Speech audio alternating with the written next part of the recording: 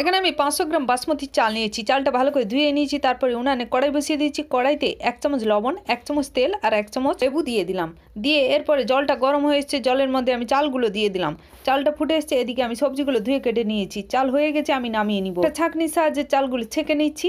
ছাঁকা হয়ে গেছে, ভাতটা নামিয়ে নিয়েছি, খুব ঝরঝরে হয়েছে। এরপরে উনানে কড়াই বসিয়ে দিয়েছি। কড়াইতে গোলমরিচ, এলাচ, লবঙ্গ, দারুচিনিটা দিয়ে ভালো করে ভেজে নিব। তারপরে উনানে ভেজে নামিয়ে নিয়েছি। উনানে কড়াই বসিয়ে দিয়ে কড়াইতে তেজপাতা আর দারুচিনি দিয়ে সবজিগুলো একে একে দিয়ে আমি ভেজে নিব। হালকা করে ভেজে নিতে হবে। তারপরে অল্প একটু লবণ দিয়ে দিলাম। তারপরে ঢাকনা দিয়ে দিব। ঢাকনা দিয়ে এদিকে মশলাগুলো আমি গুঁড়ো করে নিব। মশলা গুঁড়ো হয়ে গেছে। এখানে 2 চামচ চিনি দিলাম। চিনি আর মশলাটা দিয়ে ভালো করে আমি আবারও একটু নাড়িয়ে নেবো। চিনিটা গলে এলে তারপরে আমি ভাতটা দিয়ে দিব। ভাতটা দিয়ে দিলাম। ভাতটা দিয়ে হালকা করে নাড়তে হবে যাতে ভাতটা না ভেঙে যায়। এখানে 1 চামচ ঘি দিয়ে দিলাম। দিয়ে মশলাটা দিয়ে দিলাম। মশলা দিয়ে আবারও নাড়তে থাকবো। হয়ে এসছে, হয়ে গেছে, নামিয়ে নিব। এরপরে এখানে মনে ছিল না বাদাম আর কিশমিশটা ভেজে দিয়ে দিলাম।